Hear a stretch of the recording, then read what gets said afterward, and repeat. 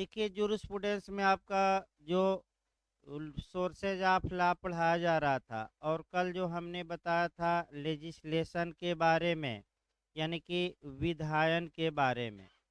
विधायन के बारे में आपका क्वेश्चन एक बनने का चांस रहता है। एक तो चिपमैन ग्रे की परिभाषा बना है कि किसने विधायन की परिभाषा देते हुए कहा है कि व्यवस्थापकीय अंग की फॉर्मल एक्स डिक्लेरेशन, यानी कि औपचारिक घोषणा को ही विधायन कहते हैं।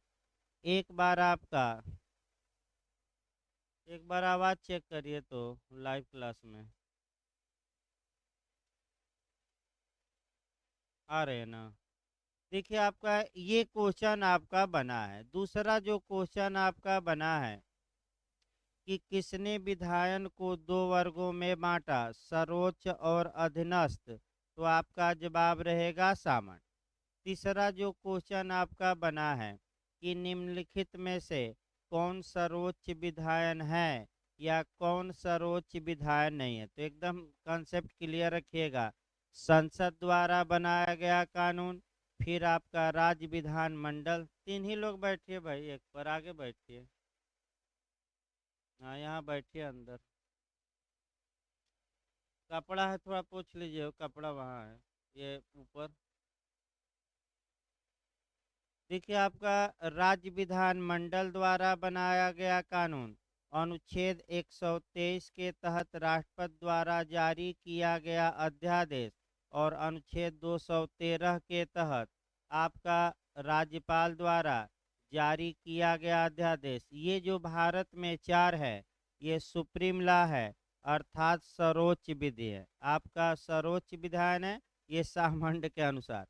और इसके अलावा जितने भी नियम कायदे बनेंगे, याद रखिएगा, चाहे केंद्र सरकार बनाए, चाहे राज्य सरकार बनाए, चाहे हाई कोर्ट बनाए, और चाहे सुप्रीम कोर्ट, सब सामान्य के अनुसार किस में आएंगे, आपका अधीनस्थ विधान में, यानी कि सबऑर्डिनेट लेजिस्लेशन में। ये आपको कन्फर्म होना चाहिए।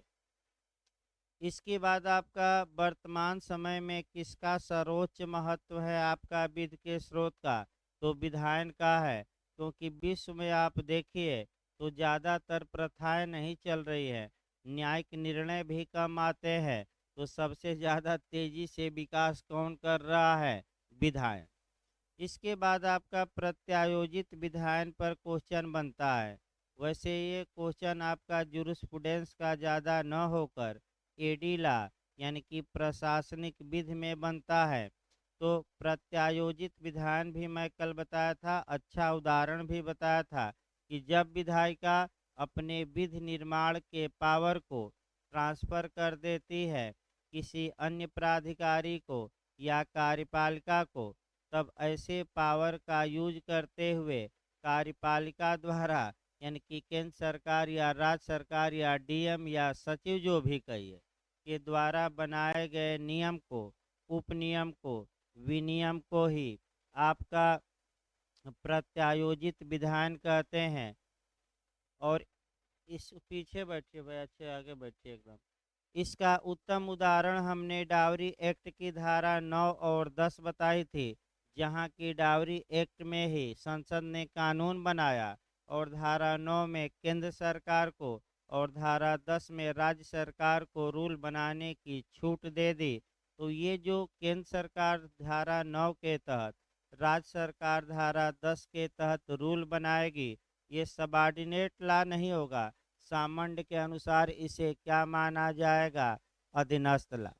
क्योंकि आपका संसद ने नहीं बनाया, न ही आपका, पीछे ही बैठे हो भाई, देख ले दो चार लोग और आ जाएंगे तो एडमिशन रोक दिया जाए भाई, क्योंकि ज़्यादा भीड़ भाड़ नहीं, नहीं तो बाहर लोग बैठे हैं आपका।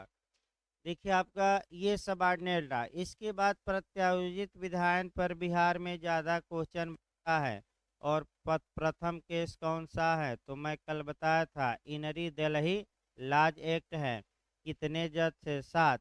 सबसे पवित्र केस माना जाता है। तो डिसीजन क्या आया, वो डिसीजन जरूर याद रखिएगा कि संसद विधि बनाने की अपनी ओरिजिनल पावर, मूल शक्ति का प्रत्यायोजन या डेलीगेशन नहीं कर सकती। यानी कि आपका मूल शक्ति संसद किसी को नहीं दे सकती, तो कैसी शक्ति दे सकती हैं? गौण या सेकेंडरी या सहायक। अब मूल शक्ति दी है कि नहीं, इसका मतलब सामान्य भाषा में ये हुआ कि संसद एक हड्डी का ढांचा तैयार कर दे, यानी कि मूल कानून बना दे, और हड्डी के ढांचे में कहाँ कहाँ मांस कितना भरना है ये किस पर छोड़ दे? कार्यपालिका पर। जैसे सबसे उत्तम उदाहरण डाउरी एक्ट का है कि हड्डी का ढांचा पिलर बन गया है, और कैसे आपका नियम बनाया जाए। धारा 9 और 10 के तहत किसको सौंप दिया गया है कार्य? केंद्र सरकार को, राज्य सरकार को। ये शुद्ध रूप से आपका कह सकते हैं पूरा पावर नहीं दिया गया, क्योंकि संसद ने डाउरी एक्ट बनाया, और जो सहायक मने या गौण कार्य थे वो किसको सौंप दिया? कार्यपालिका को, यानी कि केंद्र सरकार और राज्य सरकार। इसके बाद आपका कंट्रोल पूछा जाता है, तो 3 मैं नियंत्रण बताया था। प्रत्यायोजित विधान पर एक न्यायपालिका करती है, अर्थात इसका मतलब अगर कोई प्रत्यायोजित विधान के तहत नियम, उपनियम, विनियम बनाया जाता है कार्यपालिका द्वारा, और न्यायालय को लगता है कि ये उचित नहीं है या मूल अधिकारों का क्या करता है हनन, तो न्यायिक कंट्रोल किया जाता है। दूसरा विधायी कंट्रोल होता है। जो भी नियम बनाया जाए 30 दिन के लिए सदन के सत्र पर पटल पर क्या किया जाए? रखा जाए। सदन चाहे तो माने, और चाहे तो उस कानून को मानने से नियम को क्या कर दे? इनकार। और तीसरा आपका प्रकाशन। प्रकाशन यानी कि मतलब ये हुआ कि जब भी आप कोई नियम लागू करिए तो कम से कम उसका एक बार प्रकाशन करिए। तो आपका प्रकाशन करना अनिवार्य है। बिना प्रकाशित किए किसी भी कानून को लागू नहीं किया जा सकता, चाहे पास्को एक्ट हो, चाहे डावरी एक्ट हो, चाहे जो भी कानून हो। और प्रकाशन के बाद ही लागू किया जाता है। और केस एक हमने लास्ट में बताया था, हरला बनाम राजस्थान राज्य। इस प्रकार विधान की परिभाषा जो थी। अब आइए, जो विधि का दूसरा स्रोत है वह कस्टम और यूजेज है, यानी कि प्रथा और रूढ़ियाँ। इसको समझने का थोड़ा प्रयास करिए कंसेप्ट। पहले तो आपका 3 शब्द समझिए, उसके बाद हम बताएंगे। यहाँ से भी आपका एक क्वेश्चन बनने का चांस रहता है। क्वेश्चन का पहले मॉडल बता दिया जाए। या तो परिभाषा से क्वेश्चन बन जाता है, यानी कि परिभाषा से क्वेश्चन आपका 5-6 बने हैं, और उसको हम बताएंगे भी कि कौन कौन क्वेश्चन अब तक बन चुके हैं। फिर आपका इंग्लैंड का उदाहरण देंगे। इंग्लैंड में तो जो शुरुआती लॉ था वह आपका जो कॉमन लॉ कहा जाता है, इंग्लैंड की सामान्य विधि कही जाती हैं, वह प्रथाओं पर ही आधारित है। लिखा कहीं नहीं गया है किताब में। फिर आपका प्रथाओं को किन किन कानूनों में आपका कहाँ कहाँ मान्यता दी गई है, इस पर एक क्वेश्चन बनता है। और ज़्यादातर अब तक के इतिहास में जो क्वेश्चन बना है वह एविडेंस में जाकर बना है। तो एविडेंस की जितनी धाराएं रहेंगी आपका लास्ट में बताया जाएगा। फिर आपका हिंदू ला का, थोड़ा बहुत मुस्लिम ला का, थोड़ा बहुत अंतर्राष्ट्रीय संगठन का, थोड़ा बहुत आपका कह सकते हैं टीपीए का, थोड़ा कॉन्ट्रैक्ट को हल्का सा लास्ट में जोड़ा जाएगा, थोड़ा संविधान में कहाँ प्रथा को मान्यता दी गई है, और संविधान में लास्ट में जो हमें पढ़ना इसमें कि अगर किसी धर्म की प्रथा और मूल अधिकारों में टकराव होता है तो क्या होगा, ये लास्ट में हम बताएंगे। पहले एरिया देख लिया जाए। इसके बाद आपका कि प्रथा या रूढ़ि कब ला बन जाता है, इस बारे में 2 विचारधाराएं देखनी पड़ेंगी। और वह दो जो विचारधाराएं हैं, एक आपका ऐतिहासिक या हिस्टोरिकल, और दूसरा एनालिटिकल। फिर एकदम कंसेप्ट क्लियर रखिए। हिस्टोरिकल वाले ये बताएंगे कि ये प्रथा और रूढ़ि ही कानून है, जबकि एनालिटिकल वाले बताएंगे कि प्रथा और रूढ़ि पॉजिटिव मोरालिटी है, सकारात्मक नैतिकता है, लोग नैतिकता के कारण या समाज के भय के कारण पालन करते हैं, न कि संप्रभु के भय के कारण। पालन करने के लिए प्रथाओं को लोग बाध्य नहीं। ये एनालिटिकल बताएगी।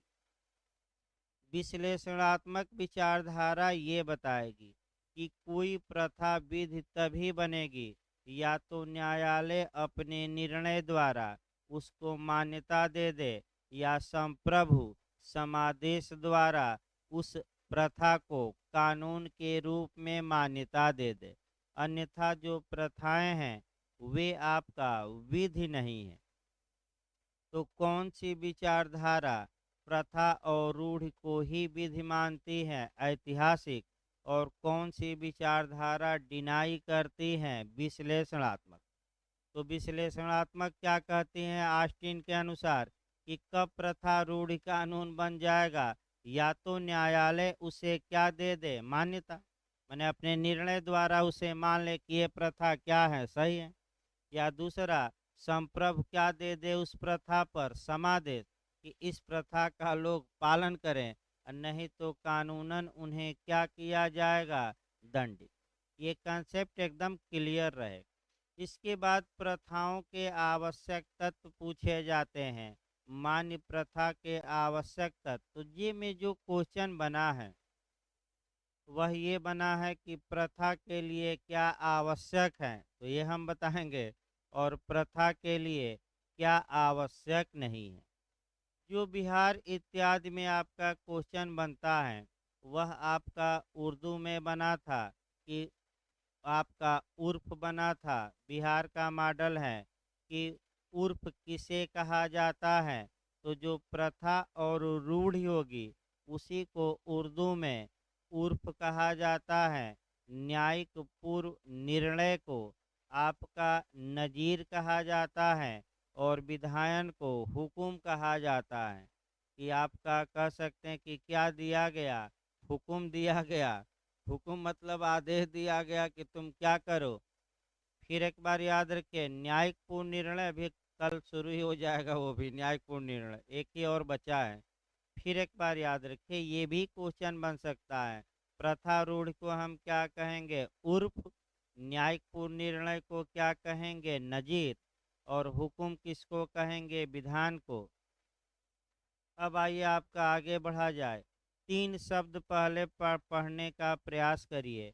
एक होता है फैशन यानी कि प्रचलन, दूसरा कस्टम यानी कि प्रथा, और तीसरा आपका यूजेज यानी कि रूट।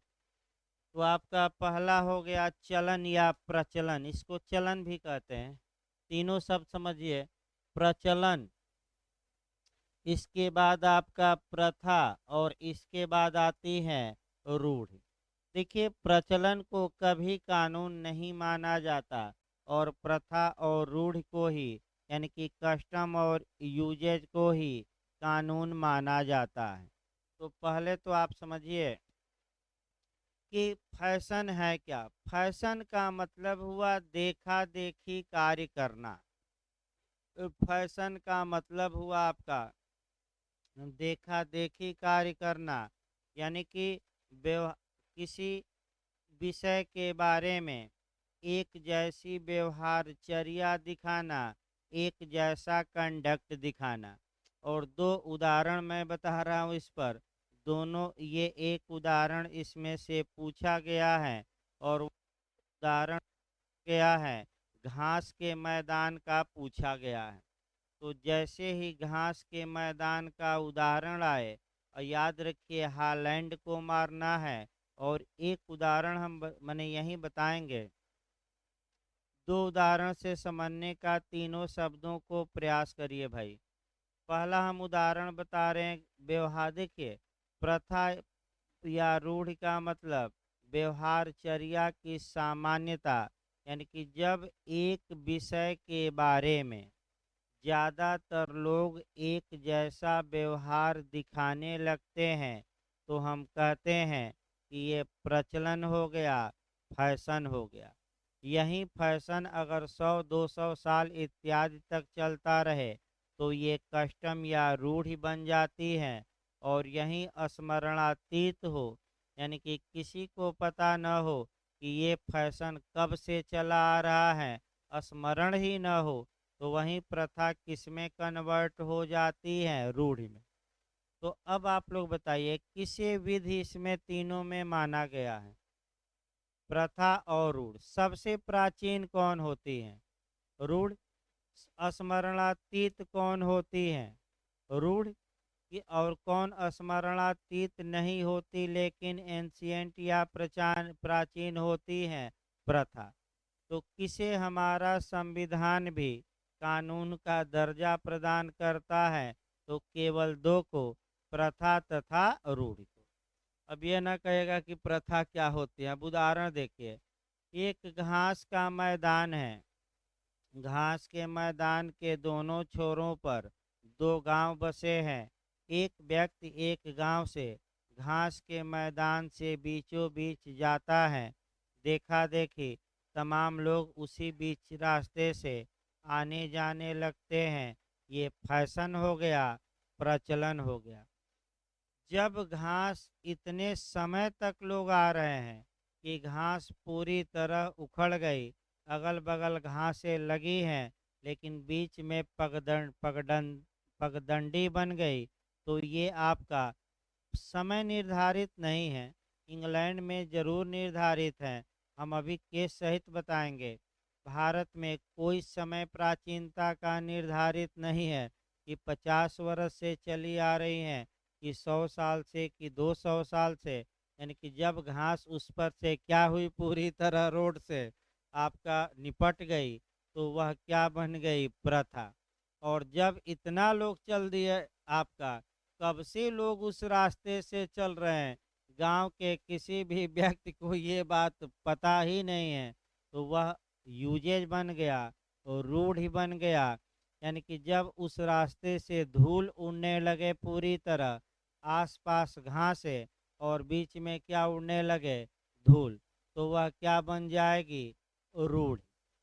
यानी कि ये कहा जाता है कि जिस प्रकार शराब पुरानी होती है, तो उसी प्रकार वह उतना ही नशा करती है। तो जिस प्रकार रूढ़ जितनी पुरानी होगी, उतना ही उसमें क्या होगा, विधि का बल होगा। जैसे कि आपका, फिर एक बार देखिए, तमाम रूढ़ियाँ ऐसी हैं जिन्हें कि कानून का दर्जा प्रदान किया गया है। तमाम रूढ़ियाँ ऐसी हैं जहाँ की अगर आप पालन नहीं करते, तो कोई दिक्कत नहीं है। और तमाम आपका रूढ़ियों और प्रथाओं को कानून द्वारा प्रतिबंधित कर दिया गया है। तो तीन एंगल से देखिए। पहला आपका एंगल हम देखते हैं कि किन किन प्रथाओं और रूढ़ियों को भारत में प्रतिबंधित कर दिया गया है। सती प्रथा हुई, बाल विवाह हुआ, देवदासी प्रथा हुई, विधवा विवाह न होना हुआ, महिलाओं को सहदाई की संपत्ति में न देना हुआ, इत्यादि जो प्रथाएं हैं, कानून द्वारा अब क्या की गई हैं, प्रतिबंधित। तो अब ये प्रथाएं विधि मानी जाएंगी कि नहीं, विधि का बल रखेंगे कि नहीं, नहीं रखेंगे, पहला नियम।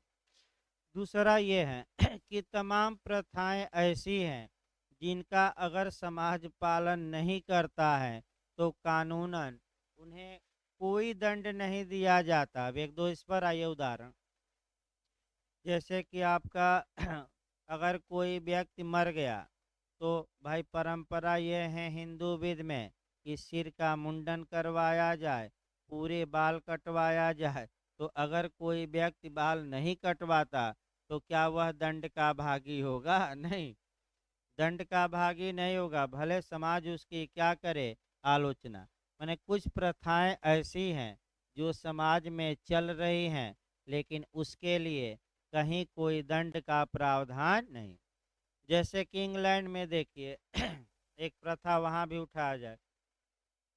इंग्लैंड में ये नियम प्रथा है कि अगर आप किसी के अंतिम संस्कार में जा रहे हैं तो ब्लैक कपड़ा पहनना है, यानी कि काला कपड़ा पहनकर ही जाएंगे।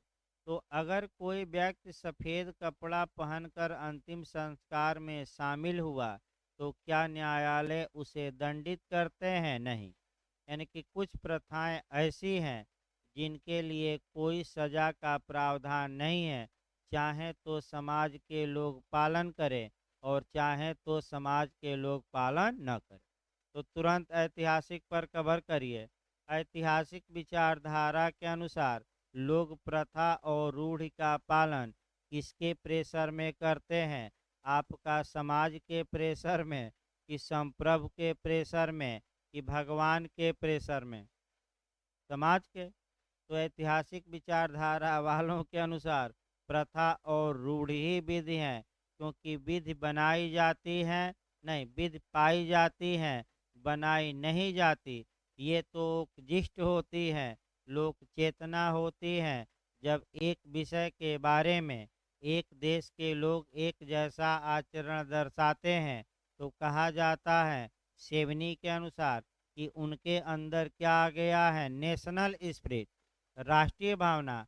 और इसी राष्ट्रीय भावना को सेवनी, ज्येष्ठ या लोक चेतना या जन चेतना का नाम देते हैं।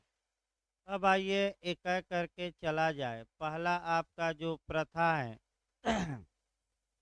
अब आपका इन प्रथाओं और एक और उदाहरण देखा जाए भाई 7 स्टेप का, तब आपका, क्योंकि कंसेप्ट बिल्कुल क्लियर होना चाहिए। इसके बाद आपका कुछ पहले कोरलेट ही कर दिया जाए अन्य कानूनों में, और तब प्रथा की परिभाषा और आवश्यक तत्व। और दो विद्वान पढ़ने हैं, एक ऐतिहासिक और दूसरा कौन? विश्लेषणात्मक। जो एक कहेगा कि प्रथा स्वतः कानून नहीं होती, तो एनालिटिकल। और दूसरे कहेंगे कि ये प्रथा ही कानून है, क्योंकि कानून बनाया नहीं जाता। तो ये कौन सी विचारधारा कवर करेगी? ऐतिहासिक। एकदम कंसेप्ट बिल्कुल क्लियर रहे जूरिस्प्रूडेंस में, क्योंकि अगर कोटेशन ना आया और कंसेप्चुअल क्वेश्चन आ गया तो वहाँ झुनझुना नहीं बजाना है। जितना लेक्चर दिया जा रहा है इसी लेक्चर के आधार पर आपको क्वेश्चन को सॉल्व करना है। कम से कम कोरिलेट इतना बताया जाए कि एक्स्ट्रा आपको 2-3 क्वेश्चन मिले। हमारा हमेशा प्रयास है। फिर एक बार देखिए आपका प्रथा और रूढ़ के बारे में एक दूसरा उदाहरण देखा जाए, और तब आपका किन किन कानूनों में इनको समाहित किया गया है पहले वही बता दिया जाए। देखिए आपका 7 स्टेप या हिंदू विधि में जो सप्तपदी का सिद्धांत है वह पहले देखा जाए। हिंदू विधि के तहत जब विवाह संपन्न होता है तो पत्नी पति से 7 वचन मांगती है और तब फेरे लेती है। पहला फेरे को फर्स्ट स्टेप, दूसरे फेरे को सेकंड स्टेप। इसी प्रकार जो 7वां फेरा होता है उसे सप्तपदी या आपका 7 स्टेप कहते हैं। फिर एक बार याद रखिए इंटरव्यू में, 7 स्टेप का मतलब सातों फेरे नहीं, जो 7वां फेरा है उसी को हम क्या कहते हैं? 7 स्टेप। और गाना भी बजता है, बताने की क्या आवश्यकता है? गाना वाना ना बताया जाए, ये तो सभी लोग जानते हैं, बताने की आवश्यकता। भाई कोई ना जानता हो, अनजान हो तो बता दे, बता भी दिया जाएगा। लेकिन हमें लगता है कि कोई आपका अवयस्क या महामूर्ख नहीं है सब कि न जानता हो।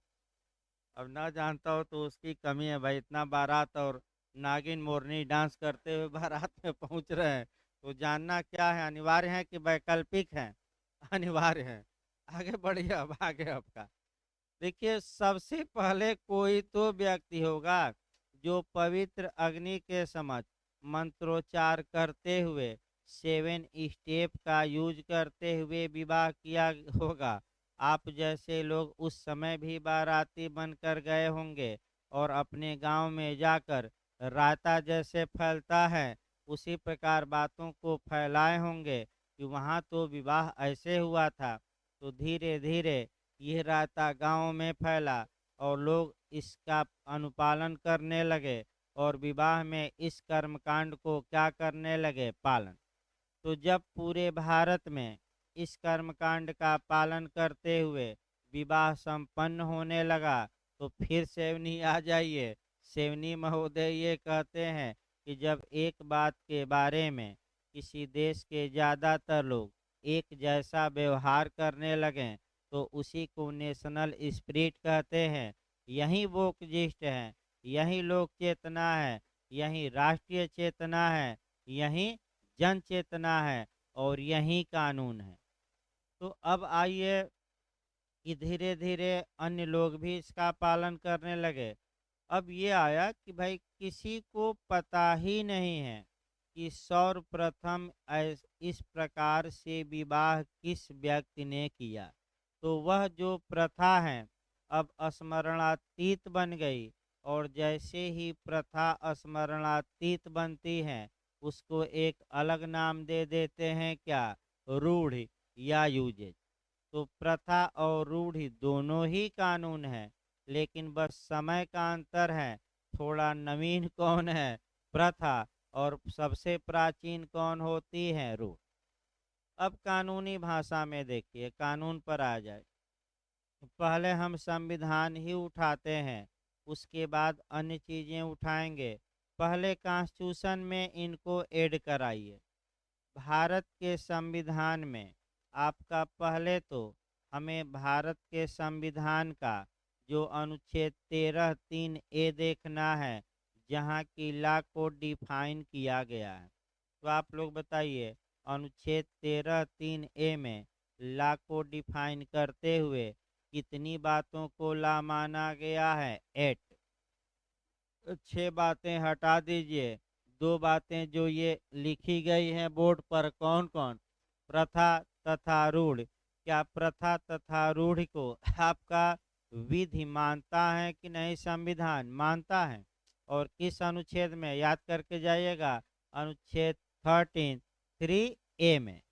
अब आइए, यानी कि अगर कोई प्रथा या रूढ़ि हमारे मूल अधिकारों से असंगत हैं, हमारे मूल अधिकारों के विपरीत हैं, तो अनुच्छेद 13 ये बताता है कि वह प्रथा या रूढ़ि उस मात्रा तक शून्य होगी, उस मात्रा तक बातिल या वाइड होगी, जिस मात्रा तक वे हमारे मूल अधिकारों के क्या हैं, विपरीत हैं।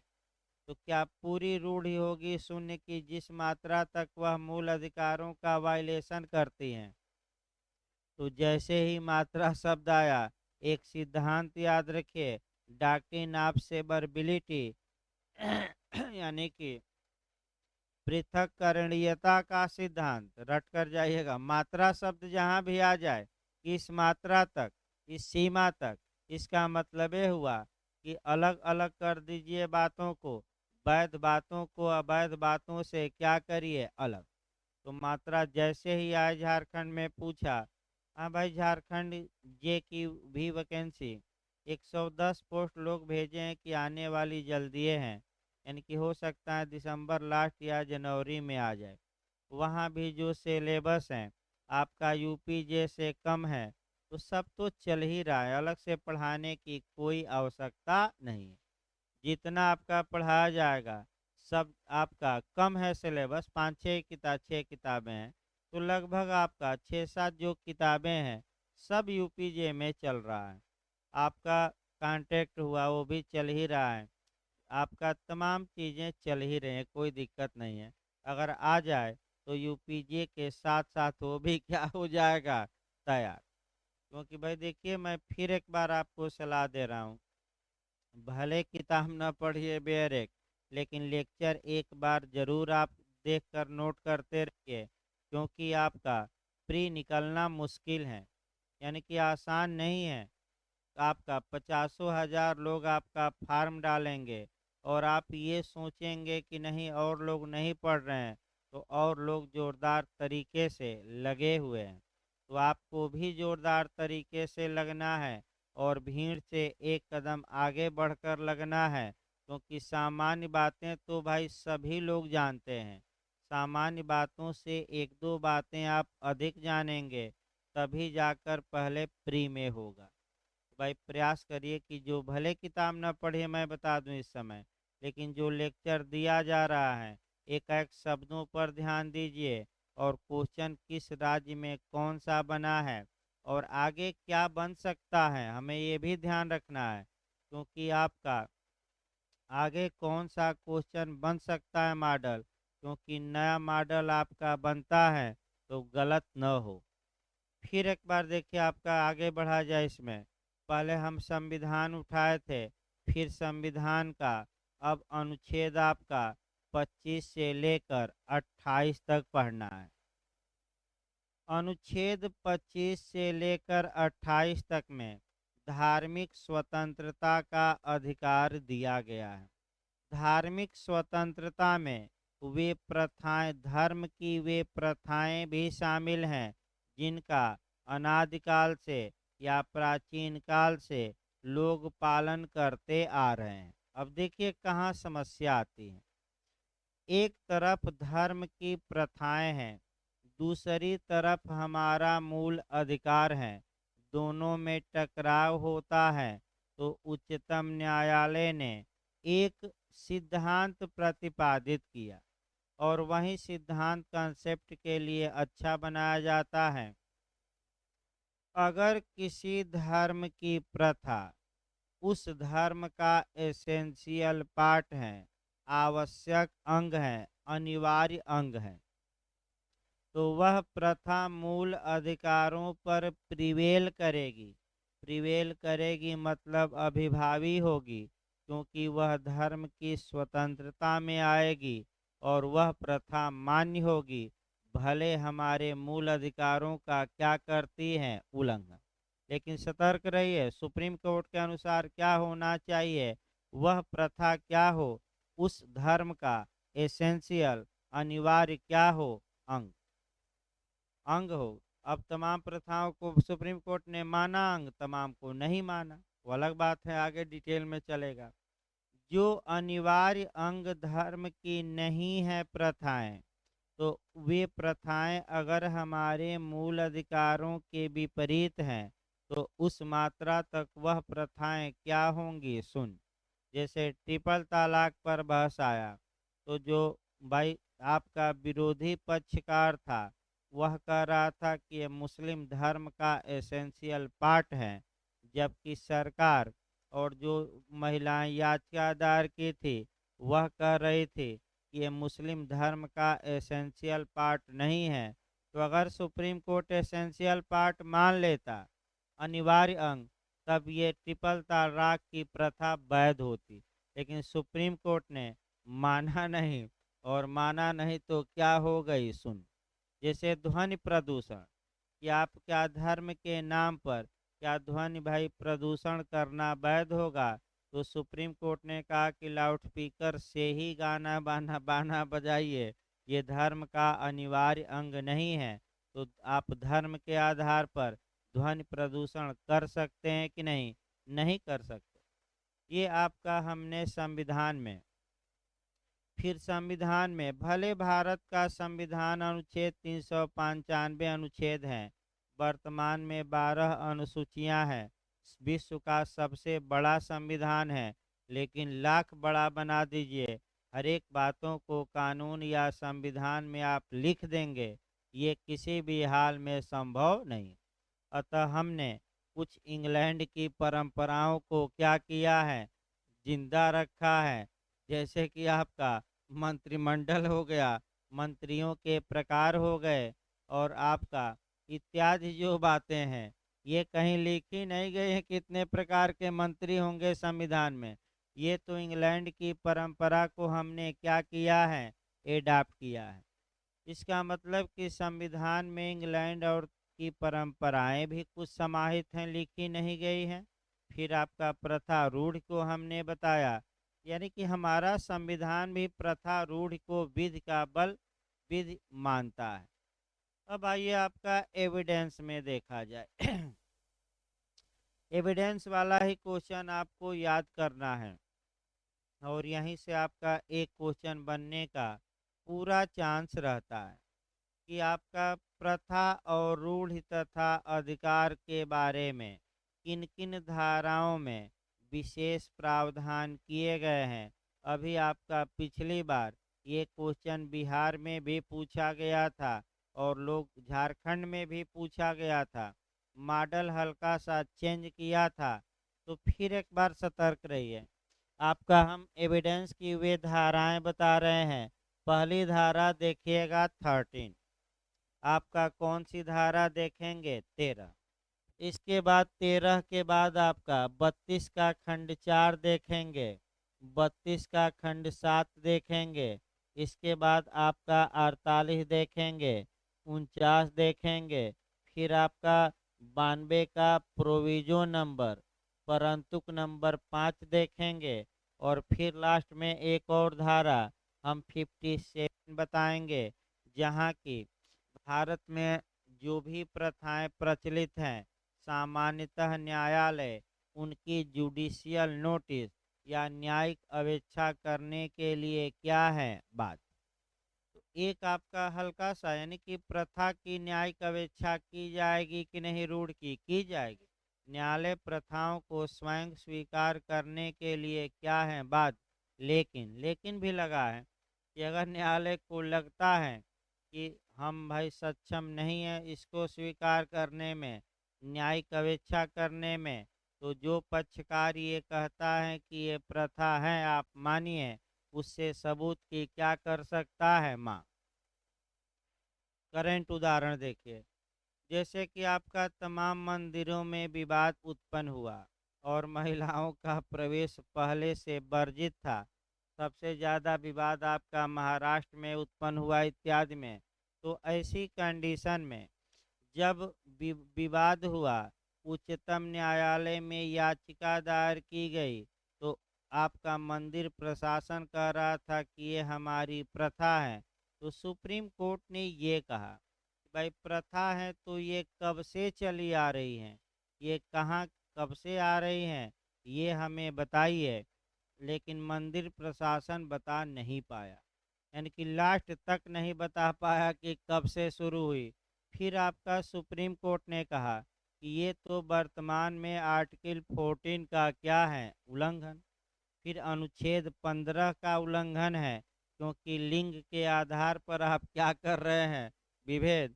अतः ये आपकी जो प्रथा है कि महिलाएं मंदिर में प्रवेश नहीं करेंगी, ये अवैध है, शून्य है। और शून्य घोषित सुप्रीम कोर्ट ने किया। तो आपका अब अगर इसी में आपको सतर्क रहना है कि अगर ये दिखाया जाए कि ये प्रथा धर्म का, हिंदू धर्म का एसेंशियल पार्ट है, अगर मंदिर का प्रशासन साबित कर दे तो ये प्रथा वैध होगी, लेकिन धर्म का आवश्यक अंग नहीं है, तो ये प्रथाएं क्या होंगी, शून्य। और रोका नहीं जा सकता। सुप्रीम कोर्ट ने कहा कि वो जमाना चला गया, अब तो बराबरी का हक है महिलाओं को, तो क्यों रोक रहे हैं। और तमाम महिलाएं आंदोलन की। एचजेएस में भी उस महिला का नाम आया था जो शनि आपका मंदिर में प्रवेश के लिए आंदोलन की थी, आपका तमाम लड़ाई लड़ी। तो ऐसे ही अधिकार नहीं मिल जाते, अधिकार के लिए लड़ाई लड़नी पड़ती है। जैसे हिंदी इंग्लिश का मामला है, ऐसे ही नहीं आ गया कि 100 नंबर की हिंदी और 100 नंबर की इंग्लिश होगी। इसके लिए सालों साल लड़कों ने लड़ाई की और अपने खून से पत्र लिखते थे लड़के, वो भी दिन हमें याद हैं कि ब्लड निकालते थे इंजेक्शन से और वहीं लेटर लिखा जाता था, पीएम को, राष्ट्रपति को, राज्यपाल को, सीएम को भेजा जाता था। वह अधिकार ऐसे ही नहीं मिल जाते।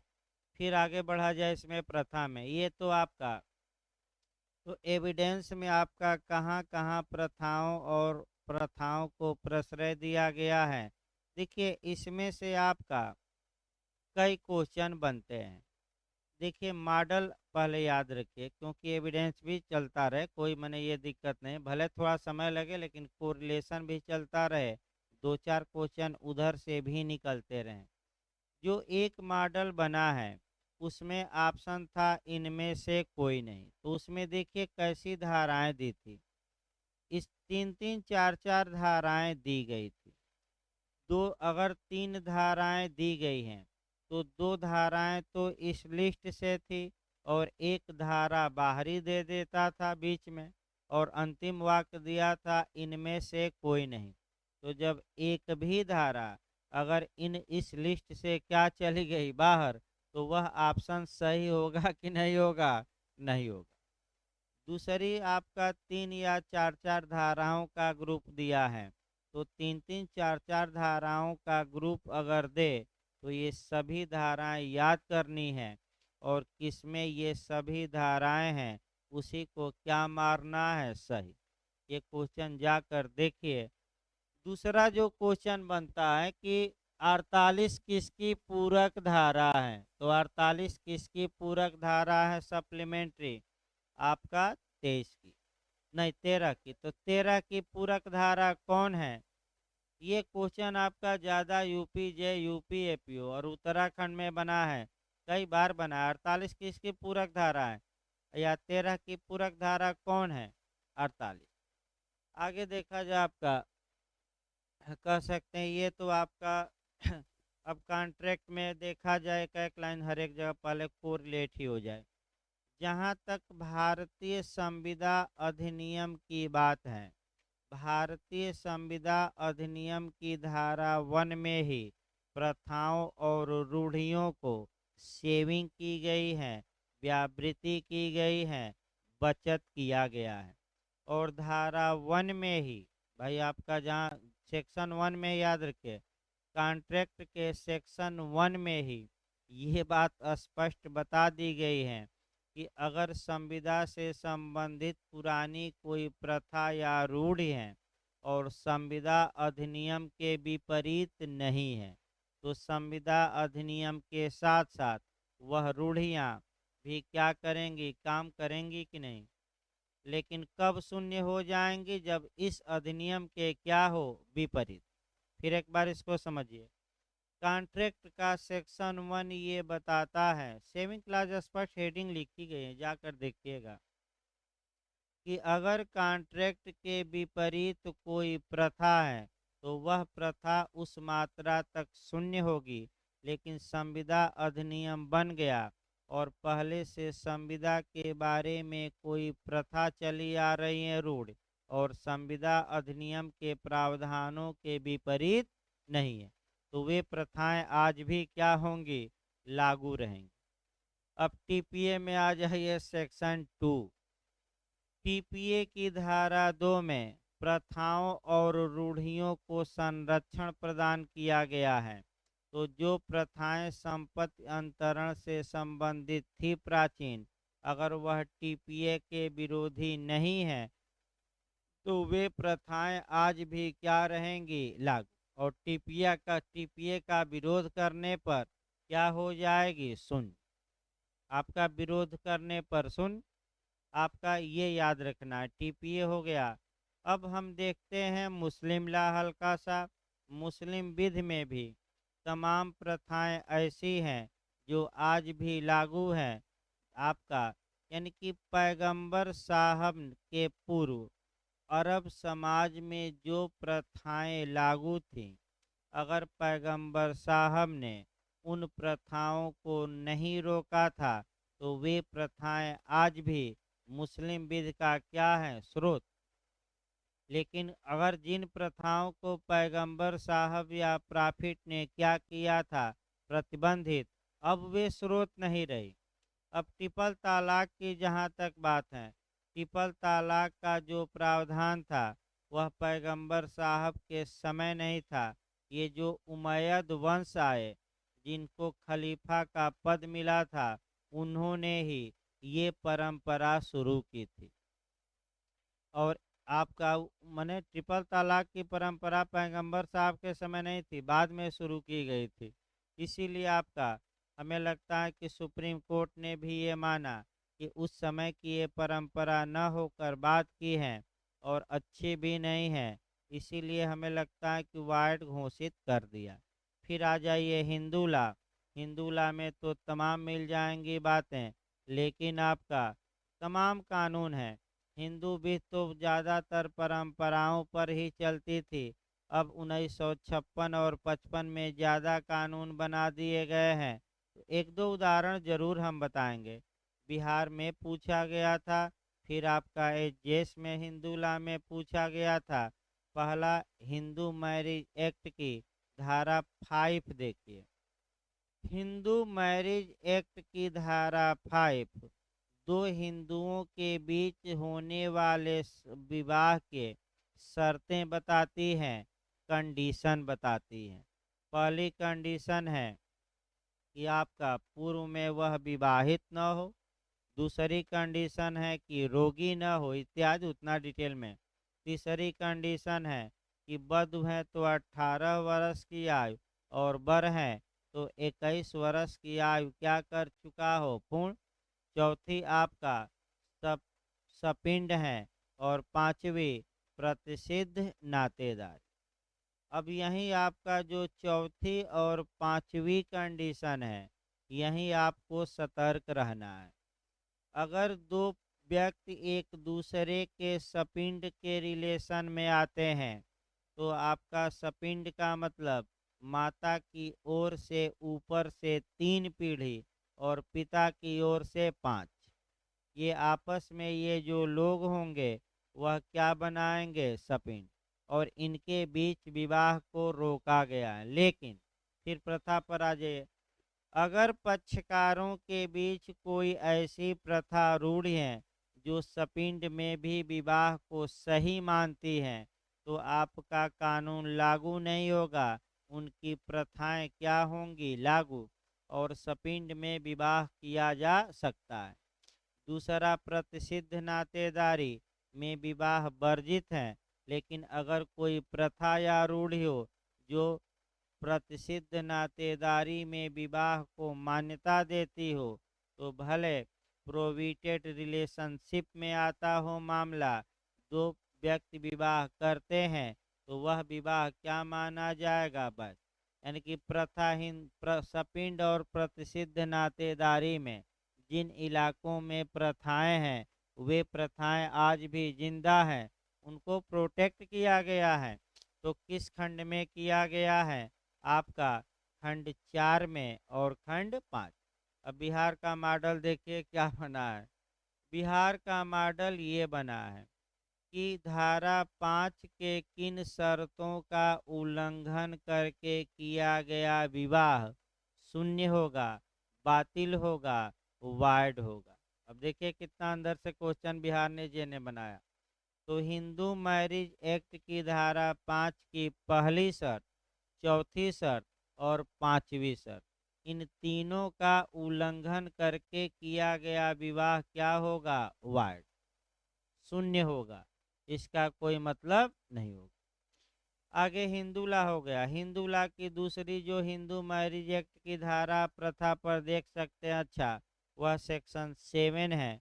तो 7 भी याद रखिए, मैं बता ही चुका हूँ। एचजेएस में आया था कि क्या 7 स्टेप होना विवाह के लिए अनिवार्य है, अनिवार्य नहीं है।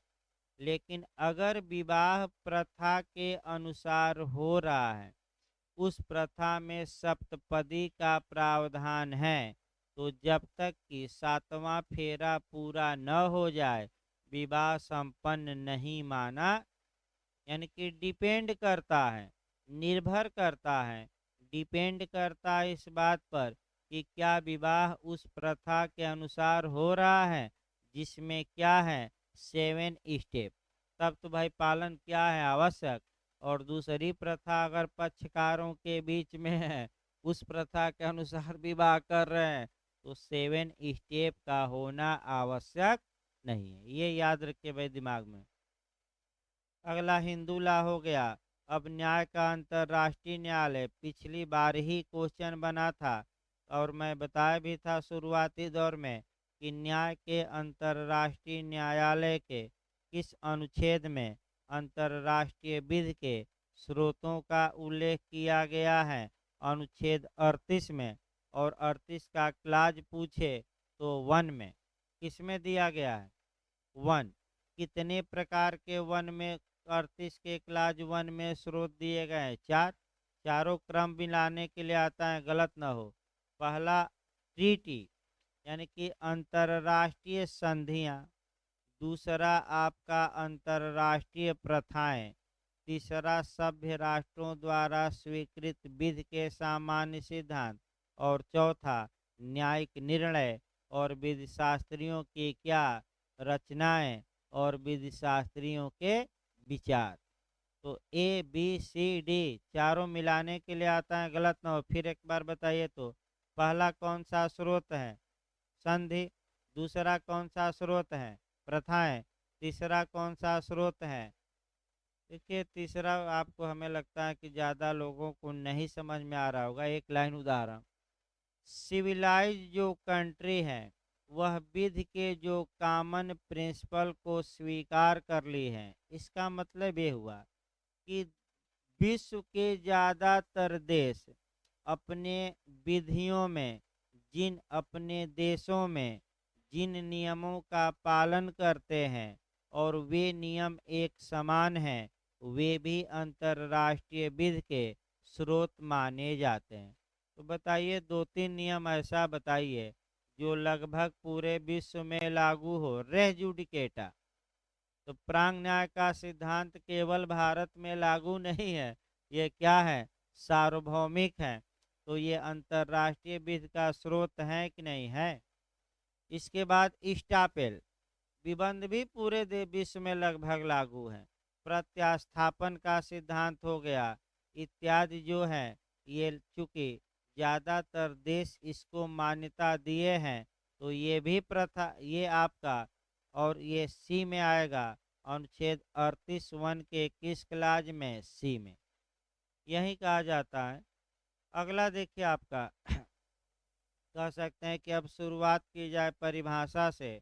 सामान्य बातें लगभग कोरिलेट हो गई, लेकिन निश्चित रूप से क्वेश्चन जितना कोरिलेशन हुआ है कि 7-8 क्वेश्चन आपको अच्छे अच्छे बताए गए जो हर एक जगह पूछे गए हैं।